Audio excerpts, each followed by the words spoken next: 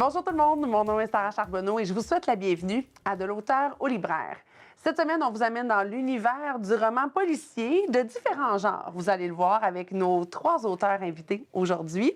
Alors, je vous présente officiellement d'abord M. Gilles Boulet avec le livre Les fruits du crime. Gilles, merci beaucoup d'être avec nous. Merci de me recevoir. Ensuite, on a 2 Gilles aujourd'hui, vous allez le voir. L'autre Gilles, M. Gilles Simard. Un grand plaisir. Pour le livre Basseville Blues. Merci beaucoup d'être là aujourd'hui. Et je termine avec la seule et non la moindre, Mme Joanne Bastien, avec le livre Le secret du marais. Oui, bien enchantée d'être là. C'est un plaisir de vous recevoir les 3 aujourd'hui. J'aurais envie, étant donné qu'on est dans l'univers policier, je sais que ce n'est pas tous les 3 qui avaient un livre type de roman policier. Alors, j'aimerais un petit peu que vous mettiez la table sur vos ouvrages respectifs. Je commencerai par vous. Bon, alors moi, Basseville Blues, pourquoi j'ai écrit ça? Bon, d'abord, quand on écrit, on veut laisser une trace. Et moi, je suis parti d'une enquête journalistique que j'avais faite dans les années 80 sur la question de la prostitution au Québec. OK. Et c'est un monde que je connaissais, je pourrais dire un peu accidentellement, parce que je demeurais pas loin d'un lieu où il y avait de la prostitution. Et bizarrement, moi, je suis devenu comme une espèce d'ami de ces femmes-là. Je suis devenu une sorte de confident. Je suis devenu une sorte d'écrivain public parce que j'avais un peu de lettres et tout ça. Puis en même temps, il faut dire qu'à ce moment-là, moi, je vivais une période de toxicomanie là, assez avancée. Donc, ça m'amenait dans cette espèce de Québec by night, une espèce de monde interlope où il y avait effectivement beaucoup de prostitution et autres choses, et autres crimes, et autres polices, et tout ce qu'on voudra. Et mon côté journalistique étant ce qu'il est, moi, à un moment donné, j'ai fait une enquête là-dessus pour le Journal Le Soleil.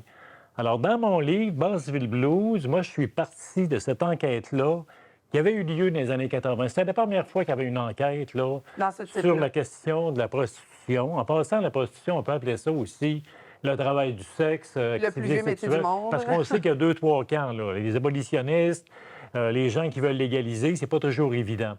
Alors moi, mon but, c'était de faire une espèce de portrait de ce monde-là. Parce que dans ce monde-là, effectivement, souvent, on entend parler par le biais des journaux, des télévisions, des petits potins, et on a tous des biais. Quand on entend parler de ça, on s'imagine le pire, mais c'est pas toujours ça. À force de côtoyer ces personnes-là, il y avait des personnes extraordinaires là-dedans. Je me suis aperçu qu'à force de voir, entre guillemets, le lait, il y avait une espèce de beauté, une espèce d'authenticité, une espèce de sororité puis de solidarité. Alors moi, c'est ça, dans Basseville Blues, que je voulais dépeindre avec, en filigrane, une espèce de portrait là, de Québec by night des années 80, une époque où il n'y avait pas de cellulaire, pas d'Internet, une époque où il y avait juste des jukebox, des cabines téléphoniques, puis ce genre de choses, des tavernes un peu partout. Alors, c'est un petit peu ça. C'est un portrait d'ambiance, en même temps qu'un portrait social, je dirais, historique qu'on retrouve dans Basseville Blues. J'aime beaucoup ça. Alors, voilà. J'aime beaucoup merci. ça. OK. De votre côté, Joanne, parlez-moi un peu de ce qu'on retrouve de la prémisse dans Le secret du marais. Alors, dans Le secret du marais, moi, c'est complètement l'inverse. C'est totalement de l'imaginaire. C'est pas basé sur des faits vécus. On se promène entre Montréal et Montebello. Alors, c'est dans des lieux toutefois réels qu'on peut reconnaître. Les gens qui connaissent un peu l'Outaouais et le centre-ville de Montréal vont se reconnaître. Alors, c'est tout simplement une histoire qui nous transporte. C'est en fait un lieutenant détective qui voit sa maison passer au feu. Il doit obligatoirement prendre un congé pour se reposer. Et par le hasard d'une randonnée, il découvre le corps momifié d'une femme dans un marais. Et là, malgré qu'il voulait prendre du repos, il est relancé, il est obligé de reprendre le travail. C'est ce que j'allais dire, c'est tout sauf des vacances reposantes. Et c'est ça. Alors, il met à jour, en fait, un vieux crime qui date d'une 50aine d'années. Alors moi, mon approche, c'est un policier, oui, un roman policier, mais de façon non traditionnelle. Parce que dans la façon dont il est amené, on connaît le ou les coupables, on connaît comment ils s'y ont pris, le pourquoi. Mais ce qu'on ne sait pas, c'est comment ils vont se faire prendre et s'ils vont se faire prendre. Alors, c'est le mystère dans le livre. C'est le mystère. J'aime beaucoup ça. Encore là, quelque chose de non traditionnel. Pourquoi pas? De votre côté, Gilles, comment vous avez approché votre livre Les fruits du crime? Bien, Les fruits du crime, c'est le 4e titre d'une série de 4 qui met en scène 2 enquêteurs, Marie Saint-Félix et François Ouimet, des enquêteurs au crime majeur de la SQ. Dans Les fruits du crime, un pomiculteur est retrouvé pendu dans l'entrepôt de son verger à Cap-Saint-Ignace. On conclut à un suicide, ce qui se peut cependant. Lors de l'autopsie, le légiste constate que l'homme a une double cicatrice de pendaison. Donc, il se serait pendu 2 fois, ce qui est un peu inhabituel. Hein? On conclut donc à un meurtre. Marie et François entreprendront l'enquête pour savoir qui l'a tué puis pourquoi on l'a tué. Encore là, beaucoup de mystères. Ce que j'aime beaucoup, moi, personnellement, des romans policiers ou de l'univers du monde policier, c'est que, justement, on a toujours des petites interrogations, il y a du suspense. Il y a un petit côté criminel que je pense que tout bon être humain, on aime tout le temps aller dans ces aires-là. Vous, personnellement, qu'est-ce qui vous a attiré dans ces univers-là pour, justement, décider d'écrire un livre de ce type-là? Bien, si vous permettez, je vais y aller. Dans mon cas, je me suis posé la simple question de savoir si un crime avait été commis il y a plusieurs années et que les auteurs de ce crime-là étaient toujours vivants 50 ans plus tard, comment est-ce qu'ils ont vécu cette période-là? Comment ils ont fait pour cacher ça à leurs proches? Et comment ils ont fait pour échapper à la police pendant toutes ces années? Et comment vont-ils réagir maintenant qu'il y a de nouvelles preuves ou que le cadavre refait surface? Alors, c'est la question de départ que je me suis posée pour élaborer autour de mon histoire. Ce petit goût-là qui était là. Oui, oui. J'aime ça. De votre côté? Bien, je dirais, moi, d'abord, que juste une précision. J'ai beaucoup d'admiration pour mes 2 collègues, Joanne et Gilles, parce que je suis un grand amateur de livres policiers. Moi, je suis un grand amateur de Hercule Poirot, d'Agatha Christie, puis tout ça. Puis j'ai toujours eu l'impression que pour écrire un livre policier, effectivement, ça prend de la haute mathématique, ça prend de la précision. Je veux dire, tu peux pas écrire ça n'importe comment. Ça prend tout un schéma, ce qui n'est pas le cas avec moi là, dans mon livre. Ça prend, évidemment, quand on écrit un livre, ça prend une structure, mais j'ai pas nécessairement besoin d'autant de précision, mais pas au même niveau que vous autres dans vos livres, mais dont je suis friand, je tiens à le préciser. Moi, c'est beaucoup plus là, l'histoire, ce qui s'est passé à ce moment-là. L'idée, en fait, mon livre, moi, c'est pas compliqué. C'est 90 de vrai, puis 10 de fiction. C'est un peu autobiographique, dans C'est une certaine autobiographique, manière. carrément, Ben oui. là. Mais l'idée, quand on fait ce genre de truc-là, c'est comment on se dévoile, jusqu'à quel niveau je peux aller. La plupart des personnages dont je parle, moi, ont vécu. Sauf que, bon, au moment où le livre a paru, aux éditions Crescendo, la plupart étaient décédés, en tout cas beaucoup d'entre eux. La plupart de ces femmes-là, malheureusement, beaucoup sont, pas beaucoup, mais quelques-unes sont mortes par suicide. Une dont je parle au tout début du livre était morte assassinée. Tu sais, quand même, là, ça reste du délicat. c'est un ouais. monde, comme je disais tantôt, c'est un monde très dur, c'est un monde qui peut être parfois sans pitié, c'est un monde cruel, c'est un monde c'est un monde interlope. Mais c'est aussi un monde où il y a de la beauté. Quand on sait regarder, quand on regarde avec un peu de nuance. Puis c'est ça, moi, fondamentalement, j'en reviens à votre première question de tantôt. C'est ça, moi, que j'ai voulu faire savoir, faire connaître aux gens, aux lecteurs et aux lectrices. Particulièrement, je dirais, à la génération qui nous suit, là, la génération Internet, qui n'ont pas connu ça, je veux dire, qui sont à un autre niveau, mais qui en ont entendu parler. Puis je visais aussi, moi, dans cette histoire-là, les femmes qui n'allaient pas dans ces lieux-là. Tu sais, à Québec, quand on parle du Croissant d'Or, quand on parle de la Grande Hermine, quand on parle du Chic Bar chez Richard, il n'y a pas grand ménagère là, qui se montrait là, tu sais. Parce que si tu faisais ça, tu passais pour une prostituée. Donc, moi, je me disais, bien, je vais peut-être creuser cette portion de lectorat-là, puis peut-être montrer aux plus jeunes aussi comment ça se passait à cette époque-là. Tu sais. Très intéressant. Alors, c'est un petit peu ça, mes axes d'orientation, je veux dire, au niveau On trouve nos motivations là où on peut. Hein. Absolument, absolument. C'est ça. Gilles, où vous les avez trouvées, vous, vos motivations? D'abord, le roman policier, je suis d'accord avec ce qu'a dit Gilles. C'est un genre qui est extrêmement codé. Hein. C'est un genre qui est très bien codé. Je suis un grand amateur du genre. J'en ai lu un bon nombre.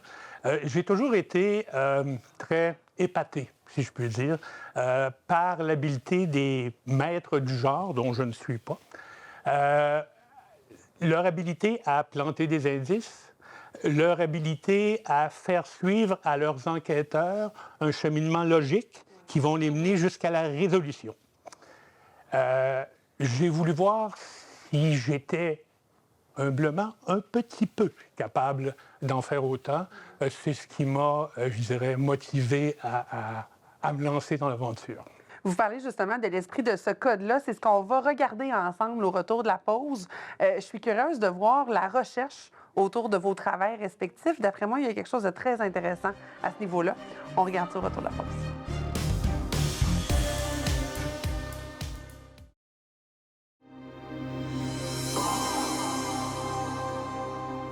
Nous sommes de retour à De l'auteur au libraire. Je suis bien sûr en compagnie de nos 3 auteurs aujourd'hui. Gilles Boulet pour le livre Les fruits du crime, Gilles Simard pour le livre Basseville Blues et bien sûr Mme Joanne Bastien pour Le secret du marais.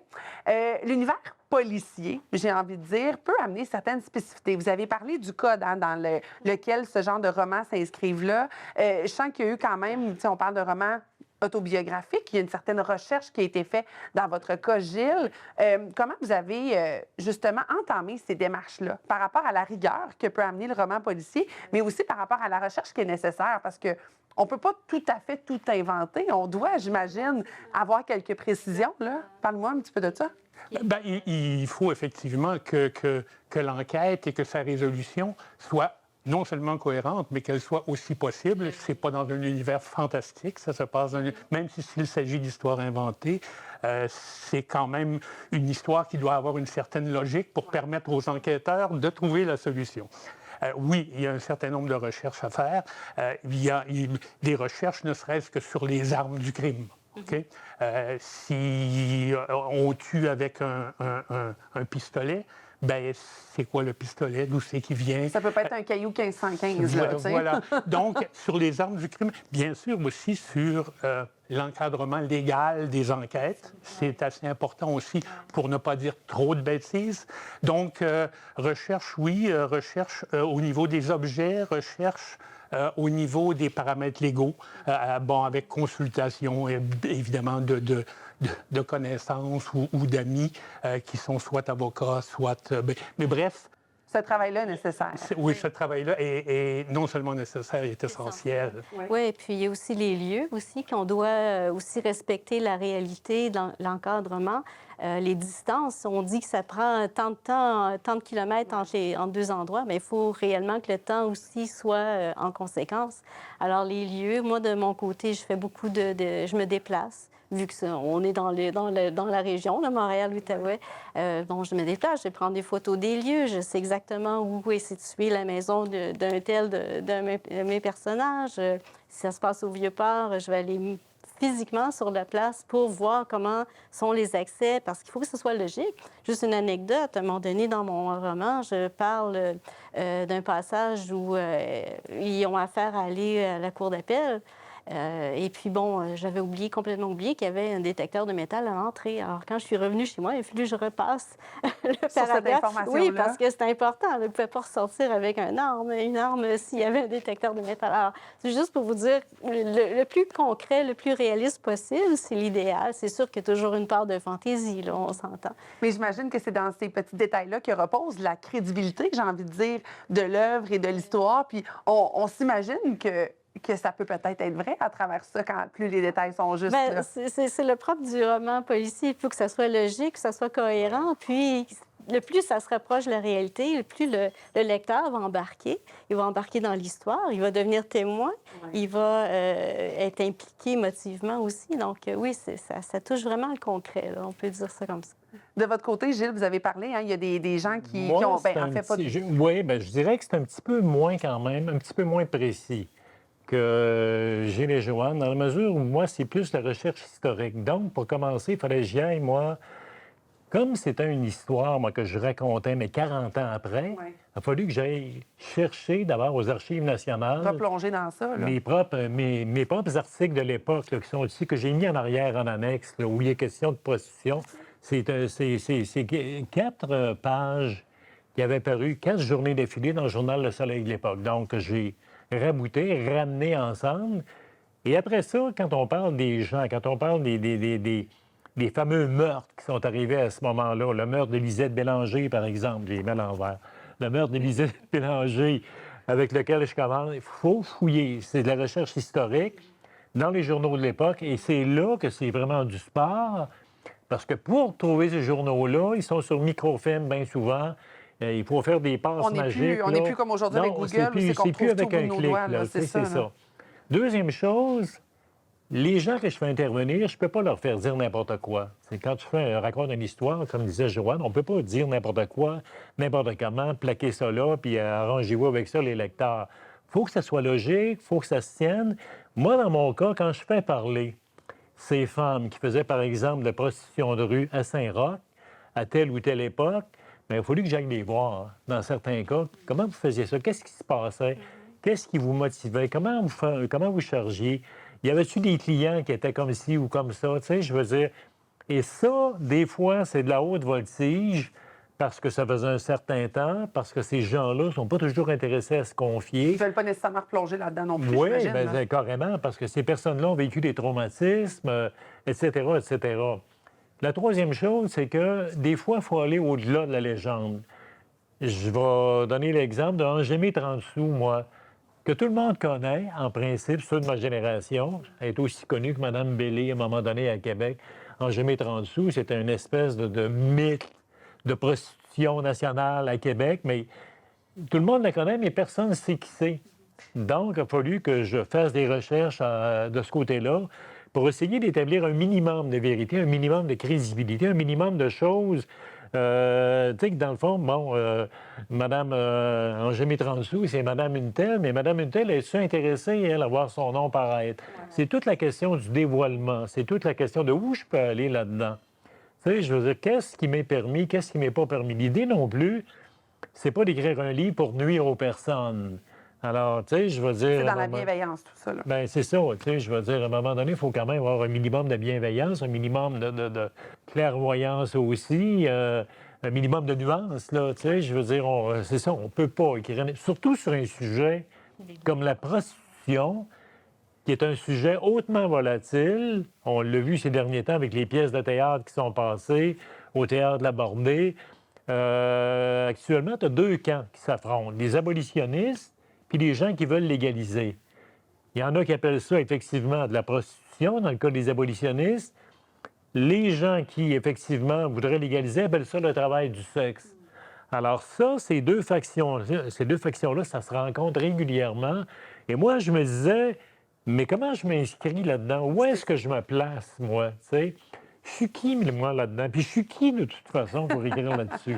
Mais la beauté de la chose, c'est que les trois, vous avez le souci de raconter une histoire. On va poursuivre la découverte, bien sûr, de vos romans dans quelques instants, tout juste après la pause.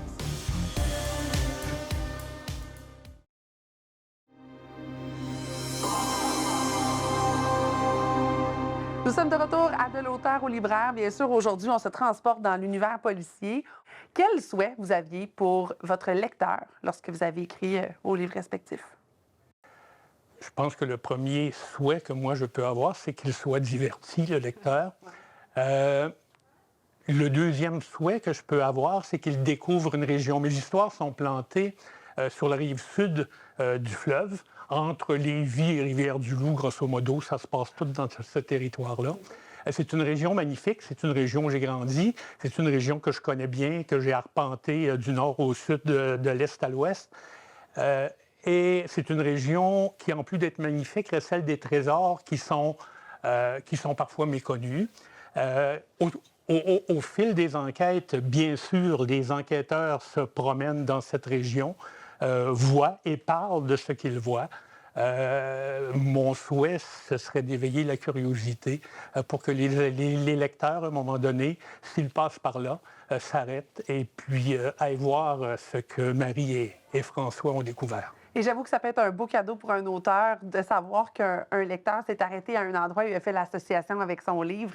J'imagine que ça doit être une belle petite tape dans le dos qu'on sent. C'est très agréable. Ouais, j'ai reçu des notes de lecteurs de cette nature et ça fait beaucoup plaisir. On fait une petite mission accomplie dans ce temps-là. De votre côté, Joanne? Eh bien, moi, j'aimerais que le lecteur, quand il tourne la dernière page, qu'il dise « Wow, y a-t-il une suite? » Elle est où la suite? Mon but, en fait, c'est ça, c'est de le faire décrocher de son quotidien et qu'il embarque dans une histoire, comme je disais tantôt, qui devienne témoin, qui devienne participant. parce que moi, j'écris au temps présent, donc il le vit en même temps que le vit mon personnage. Donc, si je veux qu'il ait peur, je veux qu'il ait du stress, je veux qu'il soit content, je veux qu'il soit content comment ça finit. En fait, à travers le livre, je veux le sortir de sa zone de confort, mais tout en restant dans le confort de son salon. Fait que, c'est comme ça, il peut décrocher du quotidien puis passer un bon temps, un bon moment avec mes personnages. Et passer définitivement au travers d'une panoplie d'émotions. Oui, tout à fait, puis d'être content que ça se finisse bien. On ne l'a pas dit, on ne l'a pas dit. De votre côté, Gilles? Moi, je voulais déranger le lecteur. Je voulais l'amener à porter un autre regard que le regard traditionnel des médias, particulièrement les médias sensationnalistes ou les petits médias jaunes ou à potins, sur la question de la prostitution au Québec, des activités sexuelles, des choses louches. L'amener à se poser des questions, l'amener à voir qu'il y a un petit peu plus d'immunité qu'on pense dans ce genre de choses. Et bon, moi, ma façon de fonctionner pour publiciser mon livre, ça a été beaucoup avec les réseaux sociaux, avec Facebook.